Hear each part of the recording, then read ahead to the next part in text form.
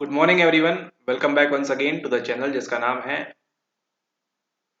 तो आज के इस लेक्चर में हम बात करने वाले हैं कुछ एमसीक्यू की, जो है आपके इम्पोर्टेंट। और अभी अभी हमने खत्म किया है, कौन सा बैच के अंदर हमने खत्म किया है अभी सेंसरी सिस्टम के बारे में। ठीक है, यानी कि हमारा जो संवेदी तंत्र होता है उसके बारे में हमने फिनिश किया है। तो उसी से संबंधित हम कुछ देखेंगे एमसीक्यू। ठीक है, ऑलरेडी हम कुछ एमसीक्यू देख चुके हैं इसके, तो अब जो रिमेनिंग एमसीक्यू बच गए हैं दो तीन चार, उनको अभी हम देखेंगे इस लेक्चर के अंदर। ठीक है, उसके पहले एक जानकारी ये कि फरवरी 2022 का एग्जाम लगा हुआ है, तो अभी आपने उसका फॉर्म नहीं भरा है तो आपके पास समय है। अंत में जाने से पहले 17 तारीख के आने के पहले आप क्या कर सकते हैं, आज जाके ऑनलाइन या कहीं से भी अपने घर बैठे मोबाइल से, ठीक है, अपना फॉर्म फिल कर सकते हैं। ठीक है, तो ये थी जानकारी, कर सकते हैं आप। और जेआरएफ के लिए जो एज है वो 30 वर्ष है, पुनः 30 वर्ष एज लिमिट है 1/12/2022। तो 1/12/2022 के पहले अगर आप 30 वर्ष के हो चुके हैं तो आप अप्लाई नहीं कर सकते अब जीवन में कभी भी। अगर नोटिफिकेशन के थ्रू आपको यूजीसी नहीं बोलता है कि अप्लाई करिए या आपको कुछ छूट वगैरह रिलैक्सेशन मिलता है तब। हाँ, जिनका कुछ कैटेगरी वगैरह है उसकी वजह से अगर उनको रिलैक्सेशन है 5 वर्ष का, ठीक है, तो भी मान के चलिए वो क्या कर सकते हैं, इसके लिए अप्लाई कर सकते हैं। जिनको छूट है 30 वर्ष के ऊपर उनकी बस बात हो रही है। ठीक है, जिनको छूट नहीं है उनका खेल खत्म है 1/12 के पहले। अगर आप 30 वर्ष के हो चुके हैं तो आपका खेल खत्म है यहाँ पे जेआरएफ के लिए। ठीक है, आप नेट के लिए एलिजिबल हैं, इस बात का आप ध्यान रखें। और अगर आप 35 वर्ष है, 35 वर्ष के ऊपर अगर आप हो गए हैं 1 तारीख के पहले, तो भी यहाँ पे आपका क्या है, जो एज का फैक्टर है वो यहाँ पे खत्म हो जाता है जेआरएफ के लिए। ठीक है, ओके। बात करते हैं लेक्चर की, सॉल्व करेंगे हम एमसीक्यू। एमसीक्यू नंबर 1, अगर आपको इनके आंसर्स मालूम है तो नीचे आप कमेंट कर सकते हैं। ठीक है, कमेंट कर सकते हैं। और ठीक है, और अगर आपको नहीं मालूम है तो जाके थोड़ी सी और पढ़ाई करिए, है ना। एंड बाकी बातें फिर बाद में करेंगे, अभी एग्जाम टाइम है। ओके, प्रश्न नंबर पहला ये कहता है आपसे, अच्छा वीडियो अंत तक देखिए, एक इंपॉर्टेंट जानकारी है। अगर आप हिंदी मीडियम से है या इंग्लिश मीडियम से है, मोस्ट आईएमपी जानकारी वीडियो के अंत में आपका वेट कर रही है। तो थोड़ा सा उसको बढ़ा के देखेंगे तो क्या देख लीजिए, कुछ मतलब नहीं है, लेकिन इन प्रश्नों को देखिए। ठीक है, हम तो तब लाइव रहेंगे नहीं। ओके, ठीक है। तो सवाल यह है कि रोडोप्सिन के बारे में निम्न में से कौन सा से सत्य है। ठीक है, देखिए अब इनके पास इतनी फुर्सत है यहाँ पे कि यहाँ पे है लिखा है और यहाँ पे है लिखा है। अब ये हिंदी की क्लास तो है नहीं, हिंदी का व्याकरण तो है नहीं। ठीक है, ओके। रोडोप्सिन के बारे में निम्न में से कौन सा से सत्य है। ऑप्शन ए, यह एक रॉड पिगमेंट है जो कम रोशनी में भी देखने में मदद करता है। बी में बोल रहा है यह एक कोन पिगमेंट है जो तेज रोशनी में देखने में मदद करता है। सी में बोल रहा है यह एक जी प्रोटीन कपल्ड रिसेप्टर है। डी में बोल रहा है यह एक कोन पिगमेंट और जी प्रोटीन कपल्ड रिसेप्टर है। ठीक है, सही विकल्प का चयन कीजिए। बोल रहा है क्या केवल ए सही है, क्या ए सी डी ये सही है, क्या केवल बी सही है, या फिर केवल ए और सी सही है। ठीक है, तो चार ऑप्शन है आपके पास, जो आपको लगता है सही उत्तर उसको आप कमेंट कर दीजिए। ठीक है, अगर आपको हार्ट मिलता है तो आपका उत्तर सही है। ठीक है, और अगर आपको हार्ट नहीं मिलता है 24 घंटे के अंदर, मतलब आपका उत्तर गलत है। ठीक है, ओके। एक बार क्या करते हैं, जरा सा आपकी सहूलियत के लिए इसको एक बार हम अंग्रेजी में देख लेते हैं, और जो इंग्लिश मीडियम वाले देख रहे हैं उनके लिए भी आसान हो जाएगा। अरे ये क्या, खाली स्लाइड। जी हाँ, यहाँ पे खाली स्लाइड इसलिए रखी गई है क्योंकि अगर आप इंग्लिश मीडियम वाले हैं and if you want all the information to be in English, then you can join the channel Echo Professor now in English. The link for that, the same is given below in the description box. There you can watch the link and then click on that link and you will be redirected there to the channel and then you can subscribe that channel. Okay, okay. So from 14th Jan or maybe 15th Jan, that channel will become live and you will be receiving regular updates and videos over there also. All right, okay. So coming back to the question, it says that Okay, so let me show you how it's gonna be on that channel. So it is asking about rhodopsin के बारे में निम्न में से कौन सा सत्य है. All right. मतलब this is asking what is being correct for the rhodopsin. About rhodopsin it is asking this question. This is a rod pigment which is visible for in low light. Here it is asking about low light. Then it is a cone pigment and it is for bright light. It is a G protein couple receptor. It is talking about G protein, or it is a cone pigment and G protein receptor. Whatever it is, please comment down the answer, and more on that, click on the link and then join there. All right. Okay. Hello, कोई आया था क्या यहाँ पे अभी? Okay, तो ये देखते हैं हम अभी हिंदी में प्रश्न हमारा. निम्न रिक्त स्थानों को सही क्रम चुनकर भरिए. उच्च निम्न एवं विपरीत बिंब प्रक्षेपण प्रक्रिया में खालिस्तान में होती है. इनमें से कहां पे? तथा खालिस्तान आंख में प्रविष्ट होने वाली किरणों को मोड़ देती है.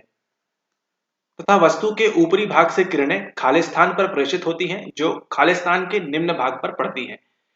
4 खालिस्तान भरना है आपको. कहां पे क्या आएगा इसको आपको इसका उत्तर देना है. ये उत्तर कब मालूम होगा? जब आपको पूरा इसका कॉन्सेप्ट अर्थात इसका संप्रत्यय आपको पूर्ण रूप से क्लियर है, तभी आपको इसका उत्तर बनेगा. ठीक है, समझ में काफी दिक्कत आ रहा है यहाँ पे. यहाँ ग्राही बोल रहा है लेंस, दृष्टिपटल. दृष्टिपटल क्या है? ये दृष्टिपटल चलिए मालूम है आपको, रेटिना है. ये लेंस है. अभी ग्राही क्या है इनको एक बार हम देख लेते हैं. ओके, यहाँ पे आपसे बोल रहा है in the upside down. Upside down क्या होता है? A B. इसका अपसाइड डाउन क्या होगा? समझ गए? इनको समझना था. Very good. And reversed image projection process on Khalistan on the bends, the rays entering the eye and the light rays from the top of an object are projected onto at the bottom.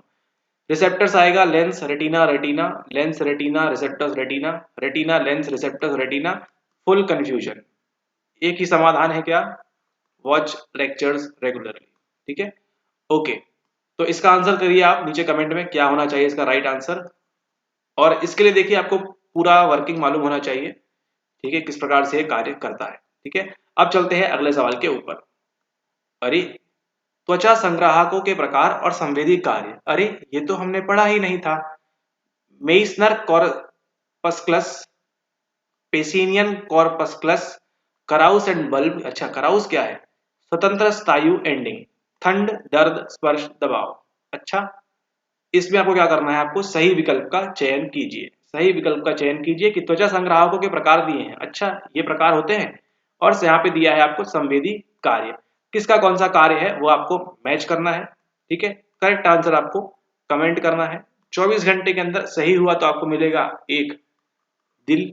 अब चलते हैं हम अगले सवाल के ऊपर. लेकिन लेकिन लेकिन पहले देख लेते हैं इस सवाल को अंग्रेजी में, ताकि आपको थोड़ा सा उत्तर देने में आसानी हो. यहाँ पे आपको बोल रहा है type of skin receptors, sensory function, उनका क्या फंक्शन होता है? Meissner corpuscles, Pacinian corpuscles, Krause's end bulbs, free nerve ending, cold, pain, touch, pressure. ठीक है, जो भी है आपको इसको सही मैच करना है. अब चलते हैं हम अगले सवाल के ऊपर. अगला सवाल कहता है स्पर्श प्रत्यक्षण में निम्न में से कौन सा निहित है? आकृति, आकार, आयतन, मात्रा. आयत, ये वो आयत नहीं है जो आयत आयत है. और डी, सारूप्यता. केवल एबीसी, एसीडी, बीसीडी और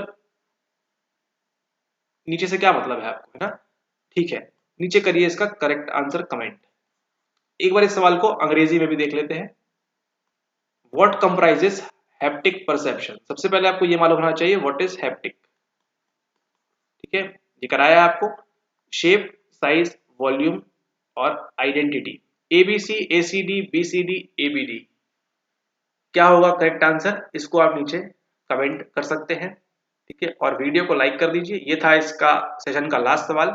हमने अभी देखे 4 सवाल, 4 आईएमपी सवाल जो आपको बनना चाहिए आसानी से. ठीक है, आसान आसान सवाल थे, इजी सवाल थे, तो इनको आपको बनना चाहिए. और इजी नहीं थे तो क्या करिए, आप इसको थोड़ा सा कॉन्सेप्ट फॉर्म करिए, पढ़िए अच्छे से, है ना, और इसका आंसर आप दे पाएंगे बड़ी ही आसानी से.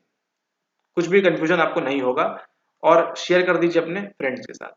ठीक है, ओके. अगर आप यहाँ तक वीडियो देख लिए हैं तो आपके लिए एक इम्पॉर्टेंट बात वो ये है कि नीचे आपको दी गई है लिंक, उस पर जाके आपको क्या करना है, आपको उस पर जाके सब्सक्राइब करना है। ठीक है, ओके। अब बात करते हैं उस इंपॉर्टेंट बात की। ओके, बात कुछ इस प्रकार से है कि एक मैटर चल रहा है अभी लैंग्वेज के ऊपर कि फॉर्म फिल करते समय किस भाषा का चुनाव करें। ठीक है, एक ऑप्शन आपको दे रहा है ओनली इंग्लिश और एक आपको दे रहा है हिंदी। ठीक है, हिंदी या इंग्लिश में से किसका चुनाव करें, इस पे सवाल है। यही है मेन मुद्दा, और कुछ काम नहीं है पढ़ाई के अलावा। यही मुद्दा बन के बैठा है कि हिंदी में करना है संबंधित व्यक्ति को या इंग्लिश में करना है। आपका जो आईबी है, आईबी अर्थात इन्फॉर्मेशन बुलेटिन है जो है, उस पर लिखा हुआ है कि अगर आप इंग्लिश सेलेक्ट करते हैं तो आपको ओनली इंग्लिश में मिलेगा, केवल और केवल इंग्लिश में आपको मिलेगा। यहाँ बोला है आपसे हिंदी में कि हिंदी अगर आप सेलेक्ट करते हैं तो आपको हिंदी तो मिलेगा, साथ ही साथ आपको इंग्लिश भी मिलेगा। ऐसा बुलेटिन में साफ साफ मेंशन है। ठीक है, मतलब आपको क्या मिलेगा यहाँ पे, both A and B both मिलेगा, और यहाँ पे आपको ए ओनली मिलेगा। ठीक है, तो इस बात का ध्यान रखें, अगर आपने फॉर्म अभी तक फिल नहीं किया है तो अपनी सहूलियत के लिए हिंदी कर दीजिए, इंग्लिश कर दीजिए, क्या फर्क पड़ जाएगा, प्रश्न तो वही रहेगा। ठीक है, मान लीजिए यहाँ पे कुछ प्रश्न लिखा हुआ है, ये है इंग्लिश में, और यहाँ पे वो प्रश्न लिखा हुआ है वो है हिंदी में। ठीक है, ओके। नंबर कैसे रहेंगे, 1 2 3 4, 1 2 3 4 बी, 1 2 3 4 सी ए, और 1 2 3 4 डी। यहाँ पे कैसे नंबर रहेंगे, 1 2 3 4 ए, 1 2 3 4 बी, 1 2 3 4 सी, और 1 2 3 4 डी। अब बताइए क्यों परेशान होना है इतना कि इंग्लिश में या हिंदी में। आपको सहूलियत दे रहा है यूजीसी एनटीए, सहूलियत ये दे रहा है कि अगर आप हिंदी करेंगे तो आपको दोनों मिलेंगे। तो अगर आपको दोनों चाहिए है तो आप दोनों हिंदी पे मार्क कर दीजिए। ठीक है, आपको दोनों प्रकार के प्रश्न मिलेंगे। और अगर आपको केवल इंग्लिश में आप अच्छा पकड़ है आपकी, इंग्लिश के अलावा आपको जरूरत नहीं है ना, तो आप क्या कर सकते हैं, आप आराम से इंग्लिश पे टिक करिए, क्या दिक्कत है ना। आपको टिक क्या करना है वो मेन बात है मुद्दे की। आप टिक करेंगे 1 2 3 4 सी, तो वो इसमें भी अप्लाई होगा एंड इसमें भी अप्लाई होगा। इस बात का आप ध्यान रखें। ठीक है, तो आपको जो भी, अगर आपने फॉर्म फिल नहीं किया है वो ध्यान रखिए, आप हिंदी में बेधड़क क्या कर सकते हैं, अप्लाई कर सकते हैं।